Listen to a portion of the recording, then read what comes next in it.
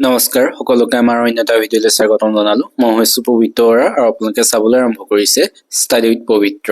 আজিৰ ভিডিঅ'টোত আমি পৃথিৱীৰ এনেকুৱা কিছুমান ঘটনা কথা লৈ আহিছোঁ যিসমূহ শুনি আপোনালোকে আচৰিত হৈ যাব, বোলে এনেকুৱা হয় নেকি বা এনেদৰেও হয় নেকি, এনেকুৱাও আছে নেকি, যি কথাসমূহ আপোনালোকে বহুতে নাজানে বা তেনেধৰণৰ কথাবোৰ বহুতে দেখা নাই। গতিকে তেনেধৰণৰ বহুতো কথা লৈ আহিছোঁ। গতিকে সকলোৱে ভিডিঅ'টো আশা কৰোঁ ভাল পাব। যদি ভাল পায় তেন্তে সকলোৱে ভিডিঅ'টো শ্বেয়াৰ কৰি দিব বন্ধু বান্ধৱীৰ সৈতে আৰু চেনেলটো ছাবস্ক্ৰাইব কৰি দিব। আমি ভিডিঅ'টোৰ মাজলৈ যাওঁ।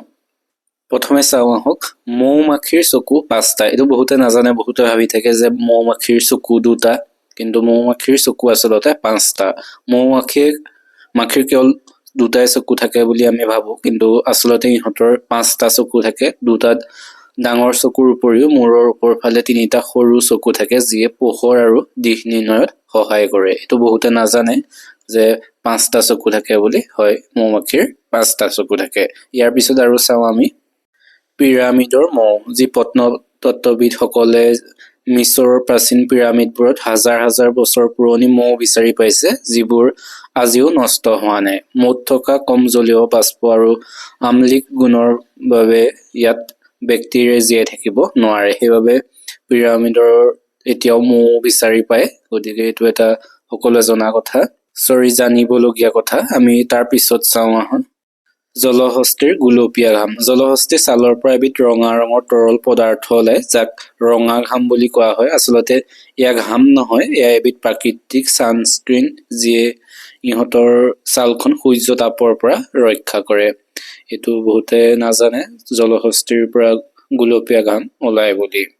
তাৰ পিছত চাওঁ আহক, অন্য এটা আচৰিত কথা যে পৰুৱাৰ জিৰণি। পৰুৱাৰ হাওঁফাওঁ নাথাকে আৰু ইহঁতে আমাৰ দৰে কেতিয়াও নুশুৱে। পৰুৱাই কেতিয়াও নুশুৱে। ইহঁতে দিনটোত কেইমিনিট মানৰ বাবে যি পাৱাৰ নেপ বা যি ছুটি জিৰণি লয় পৰুৱাবোৰে।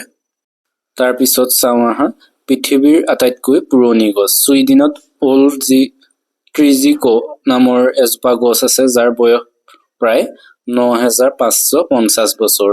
বৰফ যুগৰ শেষৰ ফালৰ পৰা এই গছজোপা জীয়াই আছে। গতিকে এইজোপাই হৈছে পৃথিৱীৰ আটাইতকৈ পুৰণি গছ। ইয়াৰ নামটো হৈছে অল্ড ট্ৰিজিকো, ছুইডেনত আছে। আমি তাৰ পিছত চাওঁ অক্টোপাছৰ নীল তেজ। অক্টোপাছৰ তেজত লোহাৰ পৰিৱৰ্তে কপাৰ বা তাম থাকে, সেইবাবে ইহঁতৰ তেজৰ ৰং ৰঙা নহয়, নীলা হয়। লগতে ইহঁতে 3টা হৃদযন্ত্ৰ আৰু 9টা মগজু থাকে। এইটো বহুতে নাজানে যে অক্টোপাছৰ 3টা হৃদযন্ত্ৰ আৰু 9টা মগজু থাকে বুলি। আমি তাৰ পিছত চাওঁ আহা, প্লাষ্টিক বনাম গ্লাছ। এটা প্লাষ্টিকৰ বটল মাটিৰ তলত মিহলি হ'বলৈ প্ৰায় 450 বছৰ লাগে, কিন্তু এটা কাঁচৰ বটল বা গ্লাছ সম্পূৰ্ণৰূপে পচন হ'বলৈ প্ৰায় 10 লাখ বছৰ সময় লাগে। গতিকে এইটো প্লাষ্টিক আৰু কাঁচৰ যি গ্লাছৰ মাজত পাৰ্থক্য। প্লাষ্টিকৰ বটল মাটিৰ লগত মিহলি হ'বলৈ লাগে 450 বছৰ, আৰু গ্লাছৰ বা কাঁচৰ বটল হ'বলৈ লাগে প্ৰায় 10 লাখ বছৰ। এইটো বহুত আচৰিত কথা। আমি তাৰ পিছত চাওঁ আহা, জিভাৰ চাপ। আঙুলি চাপৰ দৰে প্ৰতিজন মানুহৰ জিভাৰ চাপো সম্পূৰ্ণ বেলেগ বেলেগ হয়। যি ফিংগাৰপ্ৰিণ্ট, সেই ফিংগাৰপ্ৰিণ্ট সকলোৰে যিটো বেলেগ বেলেগ হয় আঙুলিৰ চাপ, সেইদৰে মানুহৰ যি জিভা, সেই জিভাৰ চাপো সকলোৰে বেলেগ বেলেগ হয়। এইটো বহুতে নাজানে চাগে। আমি তাৰ পিছত চাওঁ আহা, বৰষুণ নোহোৱা ঠাই। চিলিৰ আটাকামা মৰুভূমি পৃথিৱীৰ আটাইতকৈ শুকান ঠাই। ইয়াত কিছুমান অঞ্চল আছে য'ত যোৱা 400 বছৰ ধৰি এটোপাল বৰষুণো হোৱা নাই। এনেকুৱা বৰষুণ নোহোৱা ঠাই হৈছে চিলিৰ যি আটাকামা মৰুভূমি। এই মৰুভূমিখন হৈছে পৃথিৱীৰ আটাইতকৈ শুকান ঠাই। ইয়াত প্ৰায় যোৱা 400 বছৰ ধৰি ইয়াত এটোপাল বৰষুণো পৰা নাই। এইটো সঁচাই আচৰিত। তোমালোকে ভিডিঅ'টো চাই কেনেকুৱা পাইছা সকলোৱে কমেণ্ট এটা কৰি দিবা। যদি ভাল পাইছা তেনেহ'লে চেনেলটো ছাবস্ক্ৰাইব কৰিবা আৰু বন্ধু বান্ধৱীৰ সৈতে শ্বেয়াৰ কৰি দিবা। তাৰপিছত চাওঁ আহা, জাপানৰ দ্বীপ। জাপানৰ যি আওহিমা বুলি এটা দ্বীপ আছে, য'ত মানুহতকৈ মেকুৰীৰ সংখ্যা বেছি। যি জাপানৰ আওহিমা দ্বীপ, সেইটো এটা দ্বীপ হয়, য'ত মানুহৰ সংখ্যাতকৈ মেকুৰীৰ সংখ্যা বেছি।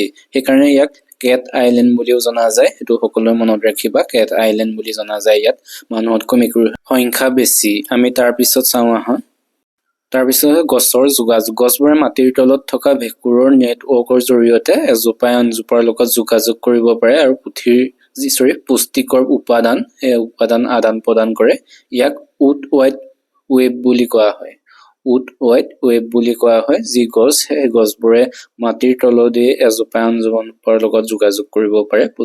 পুষ্টিকৰ যি উপাদান, সেই উপাদান আদান প্ৰদান কৰিব পাৰে। আজিৰ ভিডিঅ'টো আমি ইমানতে সামৰিব বিচাৰিছো। তোমালোকে কেনেকুৱা পালা সকলোৱে কমেণ্ট কৰি জনাবা আৰু সকলোৱে চেনেলটো ছাবস্ক্ৰাইব কৰি দিবা। ইয়াৰ পাৰ্ট 2 লাগে যদি সকলোৱে কমেণ্ট কৰিবা, আমি তেতিয়া পাৰ্ট 2 লৈ আহিবলৈ চেষ্টা কৰিম। এনেধৰণৰ বহুতো নজনা কথা। তেন্তে ভিডিঅ'টো ইমানে, ধন্যবাদ।